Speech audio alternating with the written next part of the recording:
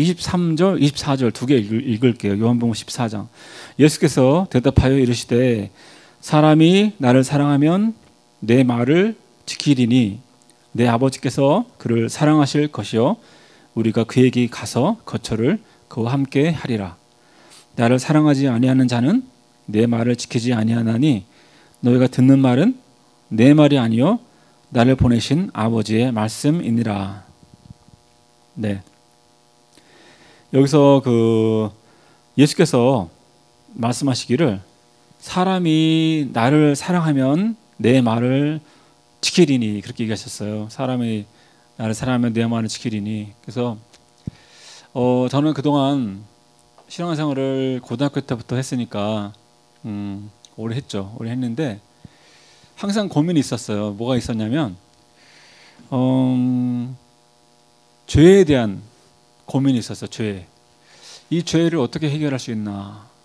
죄를 지으면은 하나님과 멀어지는 것 같고 하나님을 내가 피하게 되고 그러다가 이러면 안 되겠다. 그래서 다시 또 이제 또 하나님께 가려고 하면 다시 또 막 하게 되고 열심히 그러다가 다시 또 죄를 짓게 되면 또 하나님을 또 피하고 멀리하게 되고 이게 반복이에요. 네, 그러면서 느낀 건 뭐냐면 내가 거룩한 사람이 아니구나. 거룩하게 되기 정말 어렵구나. 마음은 온유로되 육신은 약하다 하신 말씀처럼 거룩하게 살고 싶지만 쉽지가 않다. 그게 어렵더라. 그래서 나는 공고한 자로다. 오호라 공고한 자로다. 예, 이게 참 그런 생각이 자꾸 나는데요. 그런 생각을 해봤어요. 왜 나는 거룩하게 살고 싶고 주님 열심히 믿고 살고 싶은데 왜 자꾸 나는 하느님 말씀을 이렇게 읽기도 싫고 기도도 하기 싫고 자꾸 이렇게 세상 것들 좀 이렇게 그런 것들이 자꾸 이렇게 끌릴까? 재밌을까? 막 유튜브 보면 재밌잖아요. 좀 재밌는 거 많죠. 근데 그런 것만 끌리고 성경 보려고 그러면 안 하고 싶고. 근데 제가 이제 요즘에 와서 생각난 건데 뭐냐면요. 죄를 짓지 않으려고 노력을 하는 것보다 더 중요한 게 뭐냐면 죄를 짓지 않으려고 노력할 필요가 없다고 나는 생각해요. 그러면 죄를 막 져도 돼? 그게 아니라 죄를 짓지 않으려고 노력하지 말고 주님을 더 사랑하려고 노력하면 된다. 주님을 더 사랑하려고. 그러면 주님을 더 사랑하게 되면 이게 자연스럽게 죄를 멀리하게 돼요. 주님을 사랑하면. 이게요. 여러분 옛날에 예수님 제자들 다 순교당했잖아요. 순교당했는데 그 사람들이 순교당할 때 십자가 못 박혀 죽은 사람도 있고 창에 찔려 죽은 사람, 톱으로 켠 사람, 돌에 맞아 죽은 사람, 목 잘린 사람 아주 많잖아요. 그들은 어떤 마음으로 그렇게 순교를 당했을까? 그냥 나 예수 안 믿겠다고 그냥 한마디 했으면 다 이렇게 풀어줬을 텐데. 근데 무슨 마음으로 했을까? 근데 결론은 뭐냐면 그들은요. 내가 이렇게 순교 안 당하면 지옥 갈까 봐 겁나서 아니면 주님 앞에 갔을 때 면목이 없어서 배신자로 그래서 그럴까? 근데 그게 아닌 것 같아요. 그게 아니라 그 답은 뭐냐? 주님을 사랑해서 그래요. 주님을 사랑하는 마음 때문에 그들이 순교를 당한 거예요. 사랑하는 마음 때문에. 그게 참 우리가 성경에 보면요. 바울이 얘기한 거죠. 믿음, 소망, 사랑 그 중에 제일은 사랑이라 그랬잖아요. 왜냐?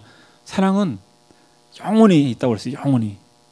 믿음도 그치고 소망도 그치고.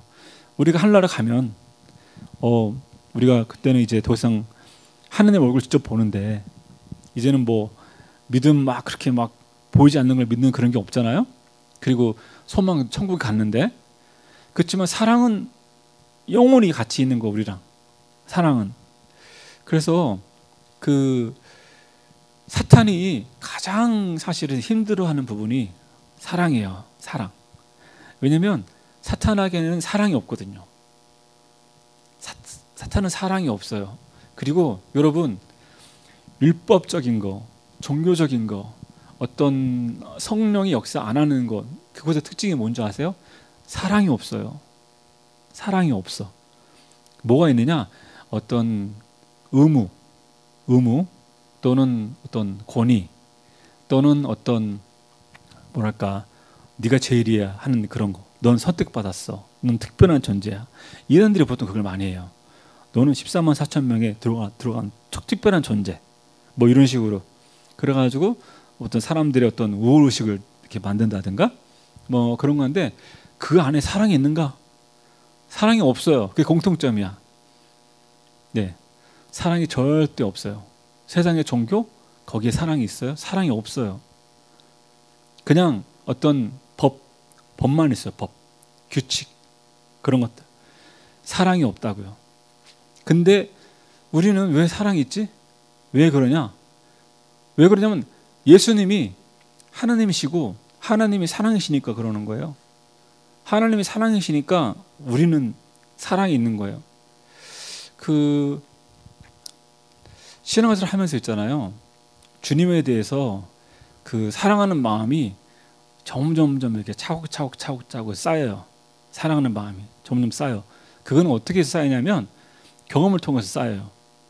그 성경에 말씀하신 것처럼 죄를 많이 용서받을수록 사랑이 많아진다고.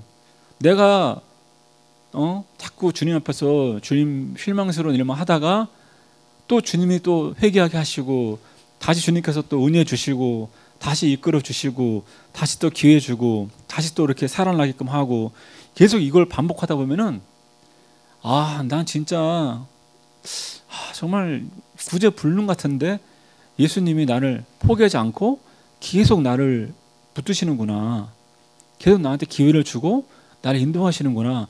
그거를 알게 되면 알게 될수록 주님 은혜에 대해 감사하게 되거든요.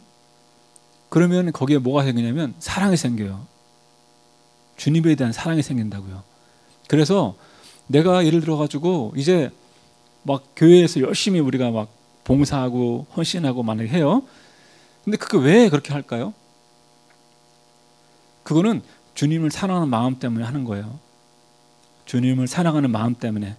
우리 아까 찬양했던 그 일상 찬양의 그 가사 중에서도 보면은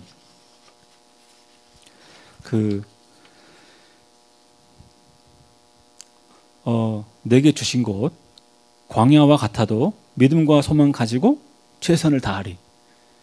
그리고 내가 있는 내 그곳에서 내가 최선을 다한다. 내 인생에서 최선을 다한다. 왜 최선을 다할까? 뭘 위해서?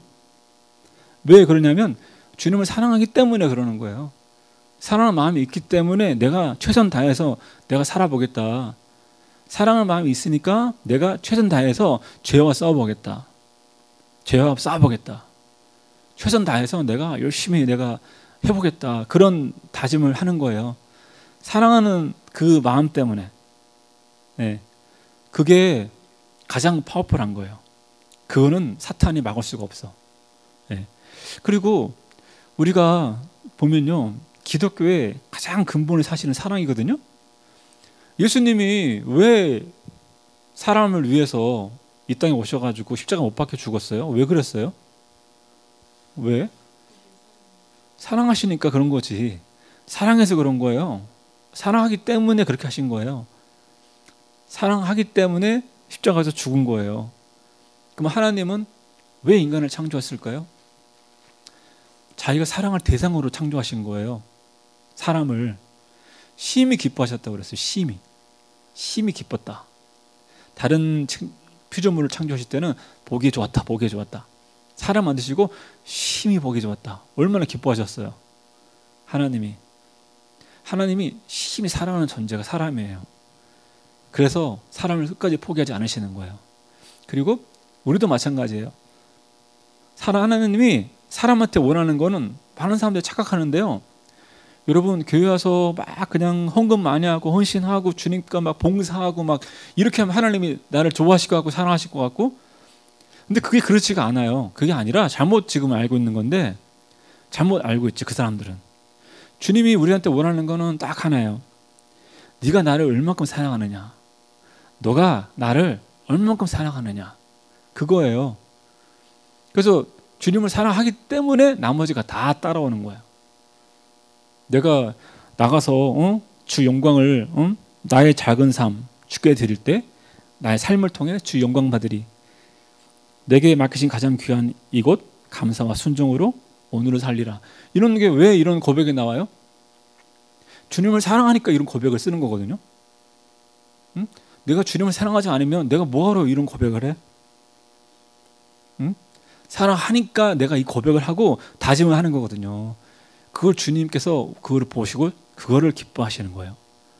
누가 나를 사랑하는가? 나를 사랑하는 자가 누군가? 그런 사람들을 주님은 찾고 있어요. 주님께 막 제사 지내고 뭔가 막 엄청 좋은 건물을 막 투자해서 막 100억짜리 건물 지어드리고 그걸 원하시는 게 아니라 주님을 사랑하는지 그걸 원하세요. 사랑하는가? 그거예요. 간단해요. 나중에 예수님이 이 땅에 다시 오셨을 때 누굴 찾는 줄 아세요? 응? 자기를 사랑하는 사람들을 찾아요. 예수님을 사랑하는 사람, 예수님과 사랑의 관계를 맺은 사람. 여러분, 예수님은 사람을 사랑하시거든요. 그렇기 때문에 굉장한 엄청난 인내와 엄청난 자비로 우리를 지켜주세요. 우리를 기다리신다고요. 엄청난 자비로. 사람은 그렇게 못해요. 우리는 못해. 여러분 보세요. 우리한테 누가 조금만 잘못해봐요. 그 사람 용서가 돼요? 바로 멀리하잖아. 응? 멀리하고 미워하잖아, 속으로. 근데 예수님은 안 그렇다니까요. 예수님한테 우리가 얼마나 상처를 많이 줘요. 그렇죠? 어떤 성경에서 어떻게 비유하는 줄 아세요? 꼭 사랑하는 부인이 논팽이 만나가지고 나가서 바람 피우는 거예요. 그때 그 남편의 심정이 어떻겠어요? 그걸 비유로 하셨어요. 네, 그 정도로 그 논팽이 나쁜 놈은 누군지 아세요? 그게 사탄인 거예요. 사탄은 유혹해서 꾀해서 그걸 데려가서 죄를 짓게 만들어요. 하나님과 사이를 갈라놓으려고. 그러면 예수님은 어떻게 해요? 다시 쫓아가서 다시 데리고 와. 성경의 그 선지자, 호세아 선지자가 딱 그 일을 했어요.